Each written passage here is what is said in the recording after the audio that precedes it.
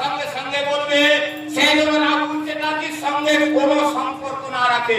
আর আমি স্থির করেছি জান্নাতের সঙ্গে তার বিয়ে দেব এবং খুব শীঘ্রই। তাতে আমার মত নেই দাদা, আমি চন্দ্রনাথকে বিয়ে করতে পারবো না দাদা। চুপ কর, ওই কথা দ্বিতীয়বার উচ্চারণ করবি না।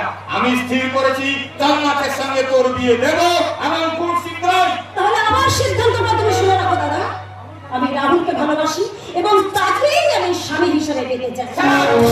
জীবন সম্পর্কে তুই কতটুকু বুঝিস? হ্যাঁ, কতটুকু জানিস? এদিকে এসো।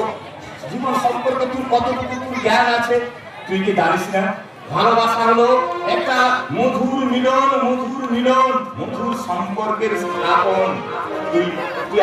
আমি নিজে দেখেছি ভালোবাসা করে বিয়ে করলে সে বিয়েতে সুখ আসে না। ভালোবাসার শেষ পরিণতি কি জানিস? দুঃখের অবসান। আমি মেনে নিতে পারবো না আমার ভালোবাসার অপমান, কারণ রাহুল আমাকে নতুন জীবনের সন্ধান দিয়েছে, আমিও তার ভাবনার সাথে দিয়েছি আমার মন প্রাণ। এরপরে তো ফিরে আসা যায় না দাদা। তোর কাছে তাহলে দাদা স্নেহ ভালোবাসার কোনো দাম নেই?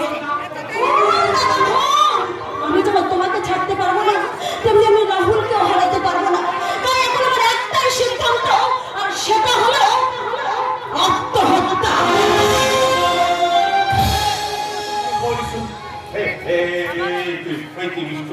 আমাকে বলতে পারি আমি তোর জন্য সব কিছু করছি গৌরী, সব কিছু করছি। তুই কি জানিস না তোর মুখে হাসি না দেখলে আমার সব কাজে ভুল হয়ে যায়। হ্যাঁ, একদম কাঁদবি না। আমি তোকে কথা দিচ্ছি তোর পছন্দের রাহুলের সঙ্গে আমি তোর বিয়ে দেব। কি এবার নিশ্চয় হাসবি? আবার কাঁদছিস? কাঁদিস না রে, মুছরে